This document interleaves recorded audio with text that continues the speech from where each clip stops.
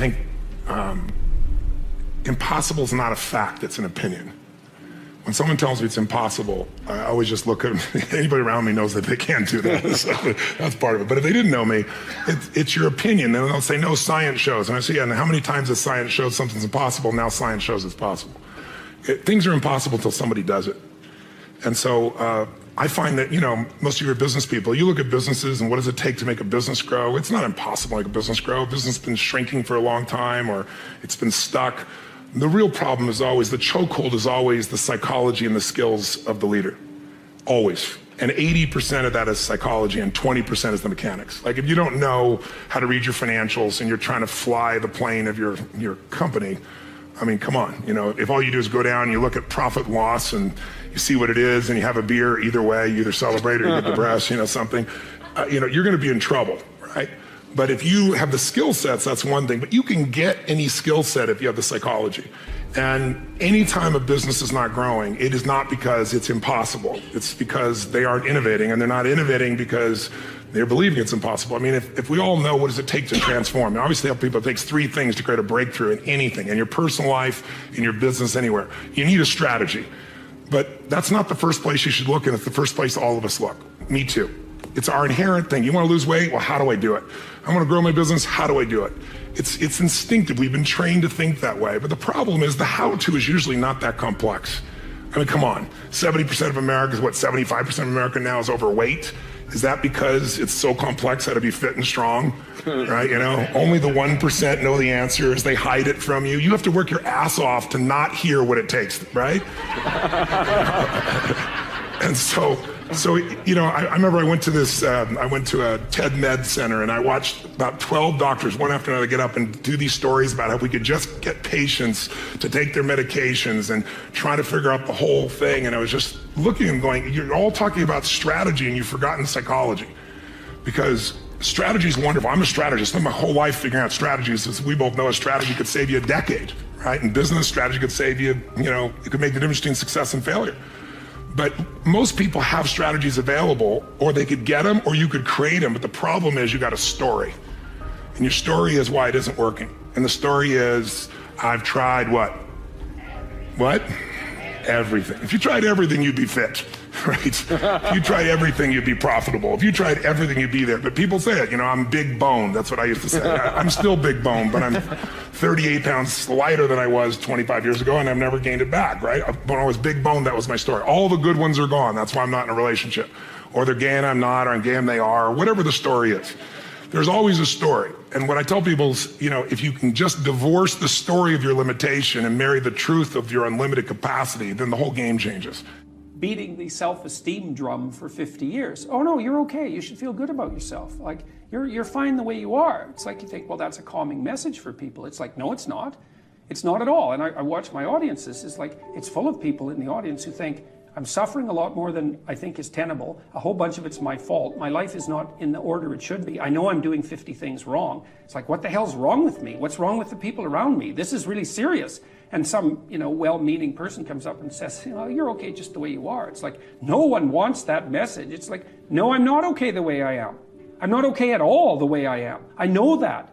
And so, when I'm speaking when I'm speaking now, I say to people, well, you're nowhere near what you could be. That's the positive message. It's like, yeah, you're a mess, but you don't have to stay that way. If you're a mess, you know it. Obviously, you're suffering away like so much you can barely tolerate it. It's like, that's okay. You can do something about it. So that's the thing that turns the lights on. It's like, you could do something about it. It's like, oh. I started studying people that did more. Not people that didn't do more, not people that said do less, not people that said, hey, don't be satisfied or be satisfied, not people that said, hey, be grateful for what you have. I started studying people that said and had done more, that you can do more. That's who I listen to today. I listen to the people, my friends in my life, the people I listen to, the people I talk to, the people that I follow on Facebook or YouTube or Instagram. I don't follow everybody.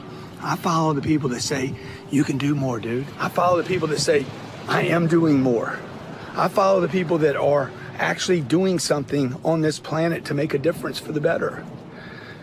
You have to be selective. You have to give something up, okay? You cannot listen to everybody, to every voice, to every person that's quit or given up, you got to make a decision. If you have that little voice inside of you that says you can do more, you have to give attention to that voice, and you got to feed it with those that support that idea that you can do more.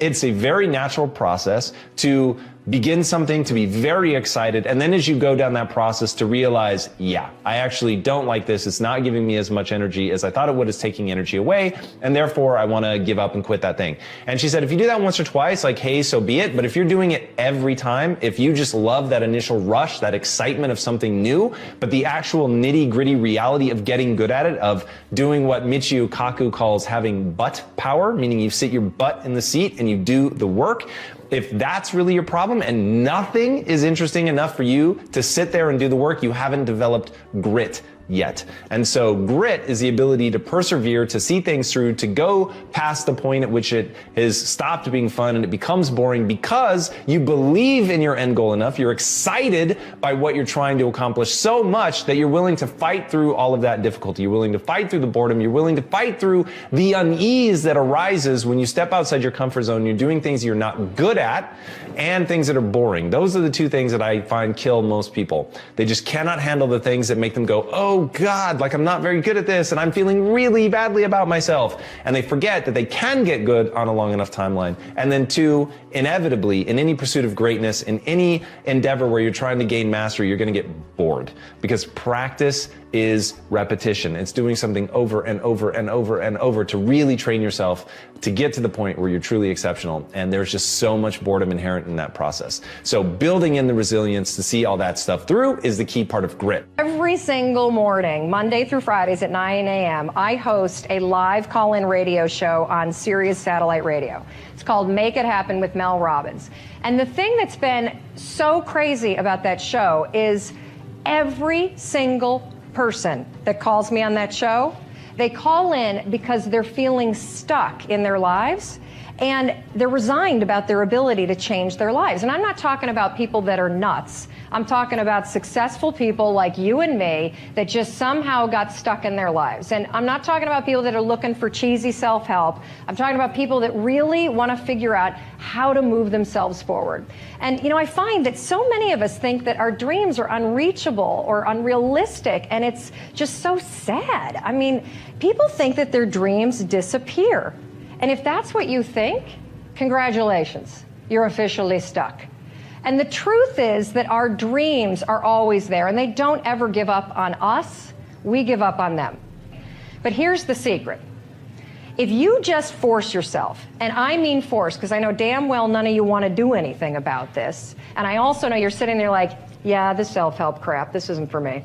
But if you just force yourself to take a couple small steps, there's always a surprise. I kept my job at McKinley, and part-time I started in the financial services industry and started to build a team of people and started to get my licenses and that transition. And I struggled like every upstart entrepreneur does. Well, it takes like 3 to 5 years until you really get a few clients, you know. In any business, I don't care if it's financial services, tech, dry cleaners, entrepreneurs, the first 5 years is just full of false starts. Yeah. You get it going, then you don't. You get it going, you take a step forward, you take 3 back. It's constant false starts. It's constantly thinking you have it going. It's constantly negotiating in your mind the price you're paying. Is it worth it? Should I quit? Should I give in? I spent the first 5 years daily contemplating quitting. Yeah. All the time. Because it's not fun. It wasn't fun. And there's just a part of you, I think, in anything you're doing when you're struggling, is this really for me? Is this my destiny? Should I be doing this? And we misread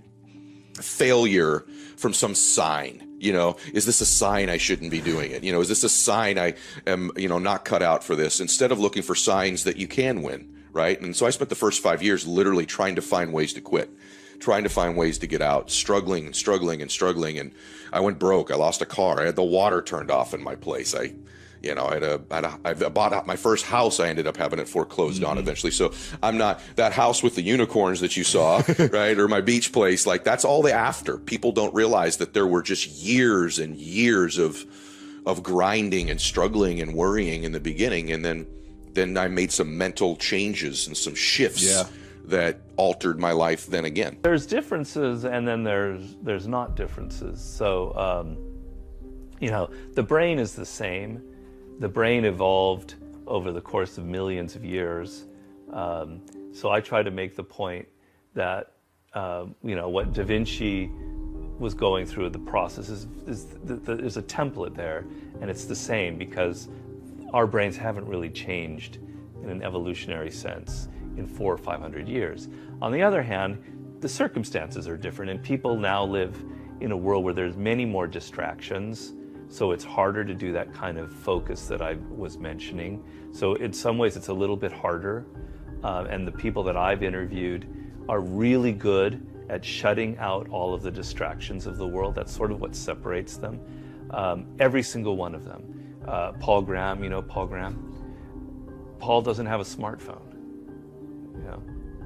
He doesn't spend time on the internet. He's extremely focused. The woman Yoki Matsuoka, she does all of her writing with a pen and paper. She's not sitting there day in and day out on the computer checking her Facebook or Twitter page or whatever. I could go through all of them that way. Steve Jobs is sort of the ultimate icon of mastery of our era. And he said the only thing that's differentiated me from everyone else was my level of focus. I could take a problem and I could focus on it and burrow into it, and everybody else was so distracted. He knew how to close his door, get away from his wife, his kids, everyone, and just focus. So all of these people have to overcome the intense distractions in our world, and they're able to do it. On the other hand, what you can get with a click on the internet, with a Google search, compared to what Da Vinci had to do, or a scientist in the 19th or 20th century, is absolutely astounding. So what you have at your fingertips, the knowledge, the things that you can connect and learn about, the potential for learning skills is out of this world. So if you're able to overcome the distracting elements that are, my girlfriend and I compare it to if you ever watch a basketball game and you see the opposing team shooting free throw, and everyone behind him in the stands are all going like this with those big, trying to distract him. There's like hundreds of people. That's what the world is like now. You've got thousands of people waving those things. You've got so many distractions. If you're able to overcome that and be a person that can focus, you have this like wealth of information and knowledge and ability to acquire skills that nobody 100 years ago, 20 years ago could dream about. A lot of these interviews, the question that's the worst is people will say, where do you get your ideas? I don't know where I get them. And if I did, man, would I tell you? I mean, Jesus, they've been good to me. All I know is that I sit down and I turn on the machine, and there's always that first 10 minutes that's like smelling a dead fish or walking into a monkey house. And then something will click a little tiny bit, and that leads to something else. And it's like choo, choo, choo, choo, choo, choo, choo, choo, until it's going faster and faster. And then you hit this kind of escape velocity. You're gone. The world, the normal, mundane, sort of stupid world where you got to do the breakfast dishes and you got to make the beds, and you got to worry about getting the kid to the dentist. All that's gone. But there's a place where you have to walk away from it because it's so kind of addictive. That otherwise, you might just sit there and skip meals and just be lost in that world. And you wouldn't want to do that because that's sort of the way crazy people are in institutions. You know what I'm saying? I'm in meetings a lot. My calendar gets very full with those. And then at night, after the kids have gone to bed, I'm on email a great deal. I get messages during the day. That's my chance to give long responses. And then over the weekend, I send a lot of mail as well. I take 2 weeks a year to just go off and read and think, where I'm not interrupted by work or anything else. I'm just solidly trying to think about the future, and people get to send me things to read as part of that so-called Think Week. So it's a nice mix of things. About 25% of the time then I'm out traveling around, meeting with customers, Europe, Asia, and that sort of helps me think, okay, do we have the right priorities? What are people responding well to, and what would they like to see us do better?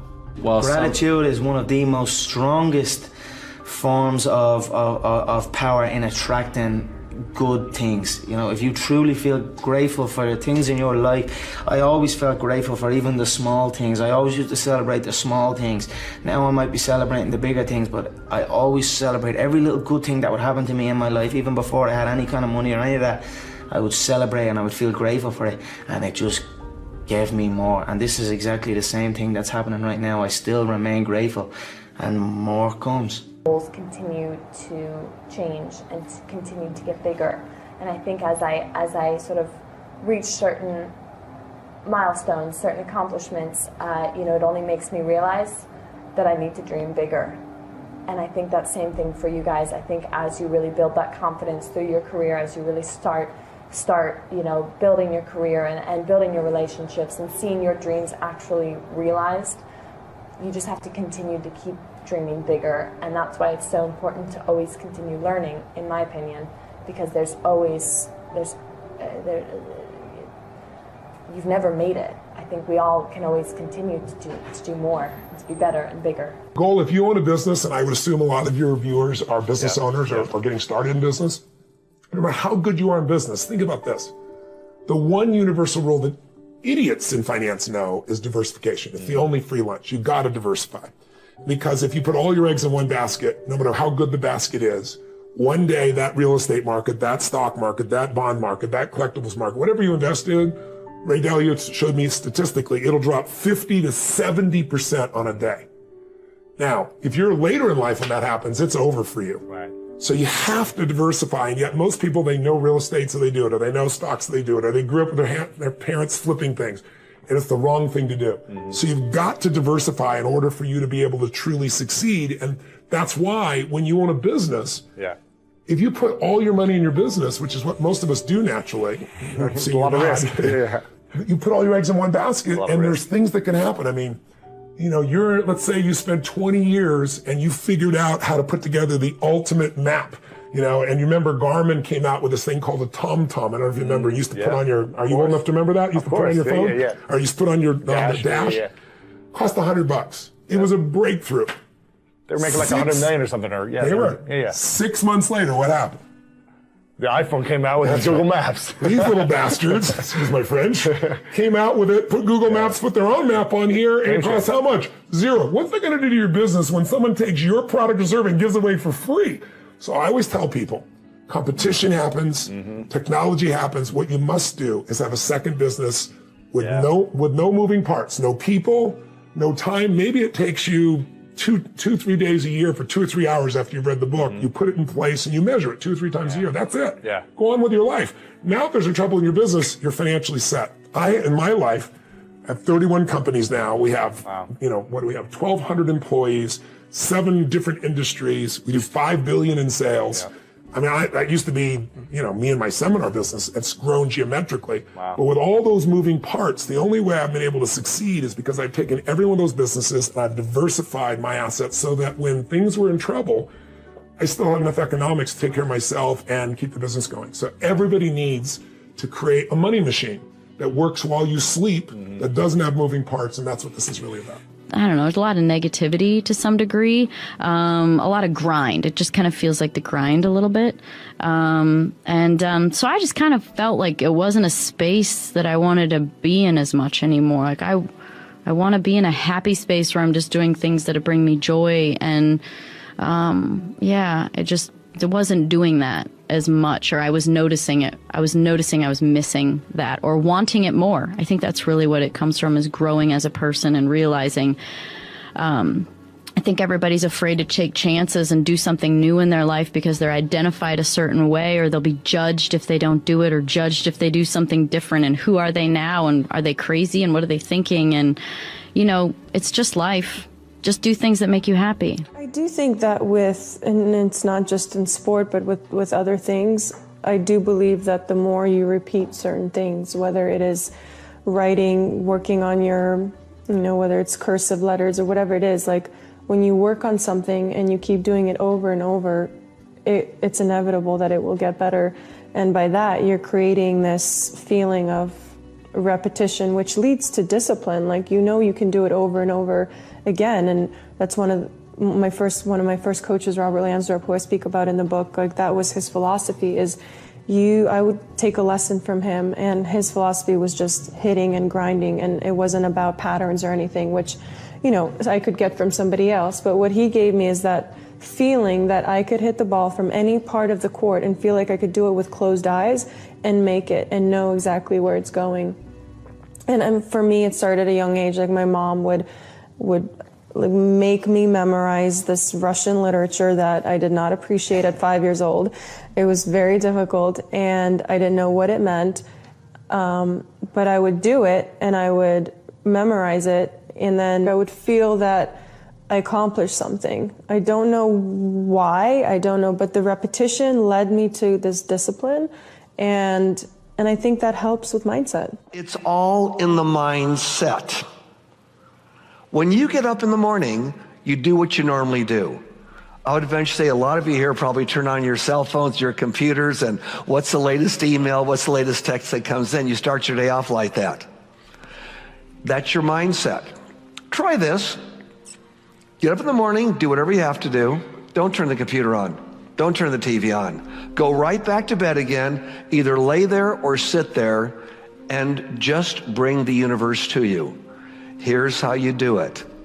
You just be. It's virtually impossible when you first do it because 1,000 thoughts come through your head. We're human beings. So what you do is you're sitting in bed, look at the wall, look at the off TV set, look at the ceiling, look at the door, look at something in the room that gets your attention, and just look at it and just be for a couple of minutes. Not 10 minutes, not 20 minutes, not 2 days, just be. When your mind wanders, find another spot in the room to look at so you're back in present time, even for a couple of minutes. Now go about your day. Don't think about what you're going to do. For that split few minutes, you're now becoming part of a universe, which is also part of global thinking. Oscar, how did you go from being my assistant to a famous big-time movie producer? Just by never taking no for an answer and following, believing I could do anything, which I learned in the Nice Dad studio. All right. Seriously, this guy would just, over and over again, I'd never seen anything like it. He'd just say, "You're smart, figure it out. You're smart, figure it out. You're smart, figure it out. I don't care how long it takes, just make it beautiful." And that sounded a little weird at the time because you're used to working at a restaurant or being a landscaper.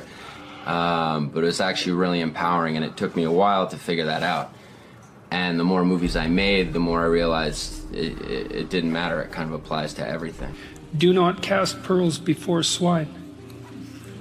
And what that means is that if people are not listening to you, stop talking to them. And that is the best piece of advice that I can give you. And what happens is that if you stop talking to people who aren't listening to you and start watching them instead, they will tell you what they're up to. But so if you have things to say them, but you find people that will listen, talk to them. The ones who aren't listening, pull back. Because you're devaluing what you have to say by offering it to an audience that does nothing but reject it. And that's a good guideline to life in general. So pull back. Too many of you in here have ego around your time when it's the only thing you got. So the reason I always know is because I work. Because I work. I try things, I test, I DM you back, I tweet, I work. So when you're in you taste it. And when you've done it for 20 years, you see patterns. Facebook's still underpriced. You just can't target 22 to 25-year-old African-American fans of football because other people are doing that too now. It's just like Google. Early on, you could just target soccer. One word, 5 cents a click. I did it. Wine. But then I had to put, at the end of the game, now I got to put 2013, Heller Sellers, Zinfandel, like long tail. Real estate. If you're right about London, look, this is my favorite. Do you understand that somebody once bought this building for $1?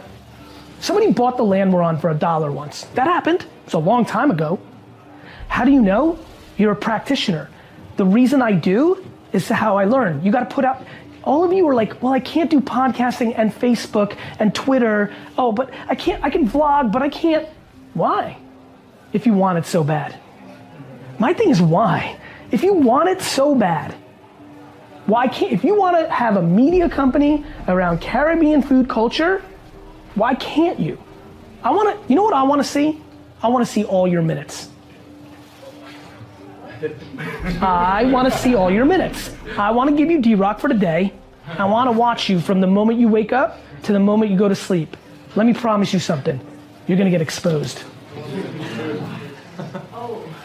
So that's why Daily V happened. Because you guys were, like, a lot of you didn't know me before Daily V. How many people knew me before Daily V? Well, not bad, right? You got to really know me post Daily V. You heard hard work and hustle before. You were confused. And I've been doing that shit every day for 20 years. Fail early, fail often, fail forward. You know, it's always a little bit frustrating to me when people have a negative relationship with failure.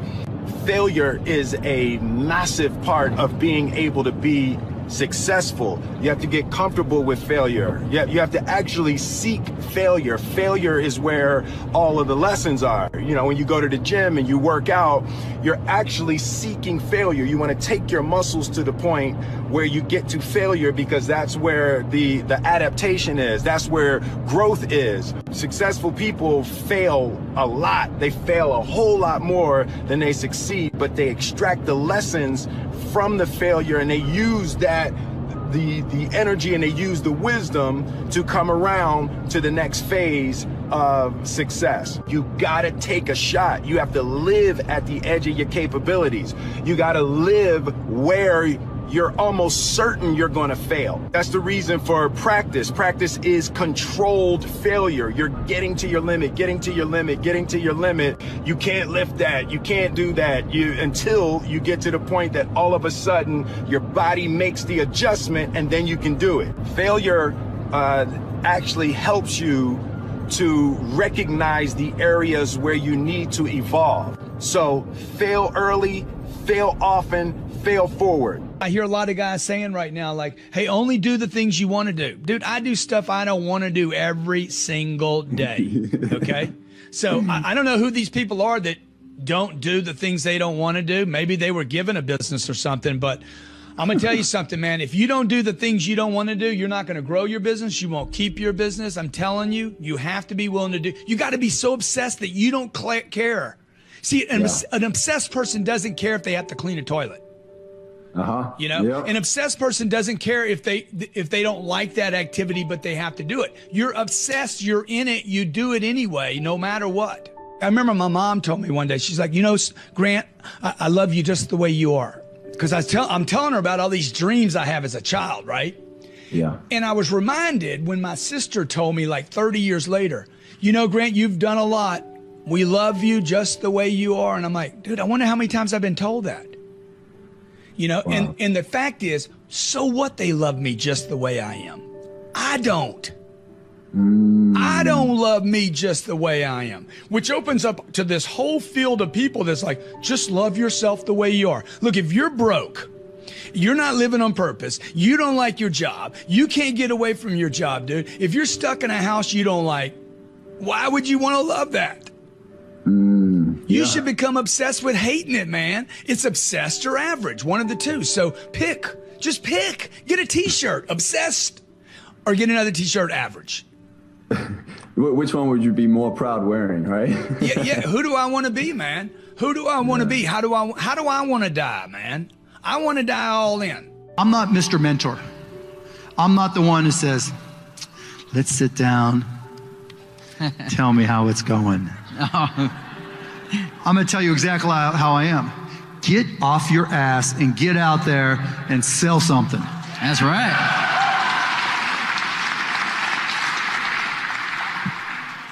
I mean, I've never been okay, I need a mentor. You know, a lot of people look for mentors thinking they're going to tell me the shortcut. Mark, will you be my mentor? You know the way. And they think I'm going to go, ooh, and like, convey some magics. Here's the dust. Go, go, go. It doesn't work that way. I still grind. I love to grind. If you're competing in one of my businesses, I'm going to kick your ass because I'm going to outgrind you, right? That's what being an entrepreneur is. You've got to get out there and do the work. So when it comes to how do you learn, right? Because that's the question. How do I learn this stuff? Man, everybody has got to go through that process. right? I read I'm in the tech business, I'm in the media business, the entertainment business. I've got to try to prepare myself for all the Shark Tank businesses. I read 3 hours plus a day, right? While everybody else is getting a suntan, or even when I'm getting a suntan, I'm online or I've got books, I'm reading all I can. If you want to make progress in things, I think that the best analytical framework for understanding the future is physics. I'd recommend studying the thinking process around physics, like not the equations. I mean, the equations certainly they're helpful, but the way of thinking in physics is it's the best framework for understanding things that are counterintuitive. And always taking the position that you are to some degree wrong, and your goal is to be less wrong over time. I think one of the biggest mistakes people generally make, and I'm guilty of it too, is wishful thinking. Like you want something to be true, even if it isn't true. And so you ignore the things that, you ignore the real truth because of what you want to be true. This is a very difficult trap to avoid. And like I said, it's certainly one that I find myself in having problems with. But if you just take that approach of you're always to some degree wrong and your goal is to be less wrong, and solicit critical feedback, particularly from friends. Like particularly friends, if somebody loves you, they want the best for you. They don't want to tell you the bad things. So you have to ask them, and say, really, I really do want to know. and then they'll tell you. Well, there's a ton of failures along the way, that's for sure. Like I said, as I said, for SpaceX, the first 3 launches failed. And we're just barely able to scrape together enough parts and money to do the 4th launch. If that 4th launch had failed, we would have been dead. So multiple failures along the way. I tried very hard to get the right expertise in for SpaceX. I tried hard to find a great chief engineer for the rocket, but the good chief engineers wouldn't join, and the bad ones, well, there was no point in hiring them. So I ended up being chief engineer of the rocket. So if I could have found somebody better, then we would have maybe had less than 3 failures. How do I get over my block of I am never good enough, especially when my significant other has high expectations but does not support me in reaching those expectations? Okay, so we have 2 issues. So first of all, getting over your block of I'm not good enough. For me, the thing that absolutely destroyed all of that is my unflagging belief in one simple thing. I can learn anything. So I may not be good at that thing now. I may really not be good enough. Like when I think about building a studio to rival Disney, I'm not good enough yet. There's a huge chasm in skill set between me and Bob Iger and being able to do that. I fully understand that. And I have to do something different, which is found this create all the energy, whereas Bob Iger came in they've been in business for like 75 years or something by the time he came along. So it is a really intriguing skill set to be able to both build and create something, scale it, and then run it once it's big. So I know full well that I am not yet the person that I need to be in order to do that. And so my time and energy is spent in building that skill set. So I don't freak out over the fact that I'm not good enough. That's very easy for me to admit. I instead spend my time thinking about how do I acquire those skills in order to actually become good enough. So don't let your self-worth be tied up in that notion of good enough. Humans are the ultimate adaptation machine. From that, I derive my sort of high-level sense of worth that, hey, every human being has worth because they're an ultimate adaptation machine and they can become anything they want. That's just really cool and amazing. And then also, I just am deeply compassionate for the human condition. So, yeah, regardless of where people fall on that path of actually executing against that potential, I get it, man. Being a human is both beautiful, amazing, all this potential, and it's really hard. So have compassion for yourself, which I think is incredibly important, and know that this is hard. And then believe that you can become anything that you set your mind to. And then just be honest with yourself. You don't have to want to be the greatest in the world. So whether you let somebody else apply those high standards to you or not is completely your choice. Just remember, it's a choice. And you're not great because you can't be. You're not great because you haven't applied yourself to that. So that is the key. For me, like understanding that my life is an exact reflection of my choices is entirely liberating. So remember, your life is an exact reflection of your choices. If you want a different result, you simply need to make a different choice. You know, I've heard a lot of experts say that fear isn't real. That is such a bunch of baloney. Fear is so real. In fact, there are probably things that you're afraid of doing right now in your life, in your relationships, at work. And the fact that you're afraid, that's robbing you of all of the experiences that you want to have in your life. I mean, if you're afraid to fly, that's going to limit your ability to travel and see the world or go visit friends. If you're afraid of public speaking, that's going to really limit your ability to express yourself and share your ideas. If you're afraid of talking to your boss or asking for a raise, that directly impacts how much money you make. Or what if you are dreaming of starting a business, or you've already started a new business, but you're afraid to talk to people and you're afraid to share your business with people? I mean, fear is something that stops us all. And that's why I'm here to talk to you, because it doesn't have to. Fear is real, but I am going to share a secret weapon that I have used for years to beat every single fear that used to stop me. Now, first, before we get into this secret weapon, I just want to cover a few facts about fear, what it is, what it isn't, and some things that you may not know about fear. So first thing, fear is a physical state in your body that is exactly the same as excitement. Let me say that again. Fear and excitement are the exact same physical state. Your heart races. You might sweat a little bit. You might feel tightening in your chest. You might feel a pit in your stomach. You have a surge of cortisol. It's basically the way that your body goes into a hyper-aware state because it's readying for action. Now, what's the difference between fear and excitement? Really simple. The only difference between fear and excitement is what your brain is doing as your body is all agitated. If you're excited, your brain's going, oh, wow, this is going to be so cool to ride this roller coaster. If you're afraid, your brain's going, no way, there's no way I'm doing that. This is dangerous. Get out of there. Don't do that. It's saying something different. So what's critical about understanding this is that we're going to use the fact that your mind is either working for you for excitement or against you with fear to your advantage. And I'll tell you about it in just a minute, how you're going to do that. Second thing I want you to understand is that you may have heard the advice, feel the fear and do it anyway. You may have heard the advice, oh, just try to calm down. Think positive thoughts. It doesn't work, does it? And there's a reason why it doesn't work. So let's go back to fact number one. When you're afraid, your body's in a state of arousal and agitation, and your heart is racing, and you're all like amped up, and you're hyper aware of what's going on, and you're freaking out a little bit. What is it like when you're calm? You just kind of chill, right? You got like this low arousal state. Very, very difficult to go from a state of agitation of being all jacked up and excited and weirded out and to a kind of state.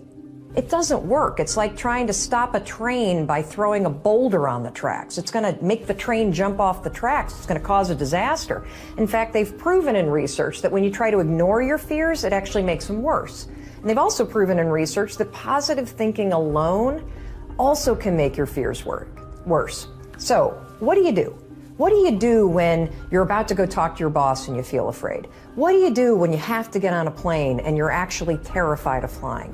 What do you do if you got to give a presentation and you are afraid of public speaking? Here's what you're going to do. You're going to use a strategy, the same one that I use, that has helped me beat every single fear and turned me into somebody that is terrific when it comes to a high-stress situation. This is how you do it. You're going to use my 5-second rule in combination with what I call an anchor thought, and that is going to reframe what your mind is doing so that your mind goes from feeling agitation and making you afraid to reframing it from agitation to excitement. It works like magic. Now, I have used this technique for years, literally for years. And one of the ways that I want to introduce you to it is I want to take you backstage. I want to take you backstage to a speech that I delivered this year.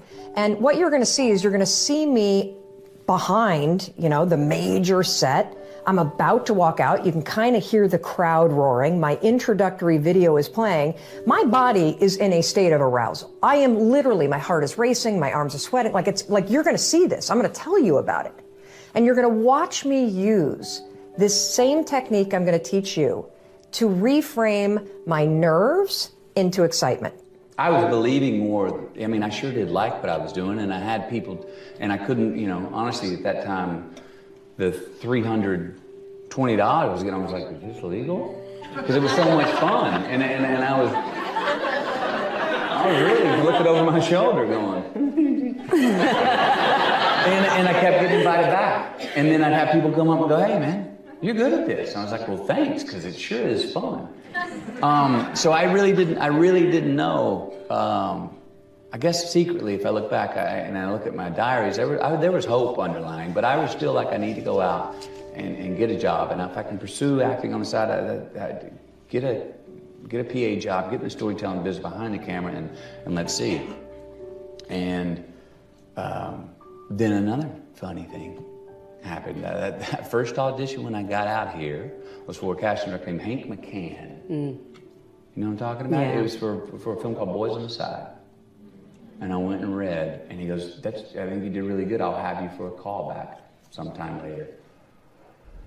I went off from there. I get called in for a baseball film, Angels in the Outfield. I walk in the door. There's a bunch of funny peculiarities of how the hell I got to be standing here today.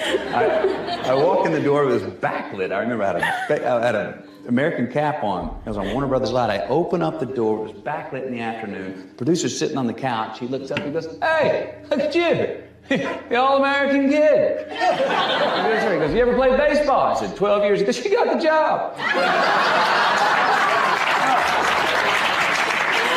So they pay me Schedule F, $48,500 to go play baseball for 11 weeks in Oakland. Again, I'm going, what is this business? But it happened, and during that, I got called back to read for Herbert Ross for Boys on the Side and got that role. And so that Coen Brothers film that got pushed, that PA job that I would have taken if it was there, never happened, and I haven't PA'd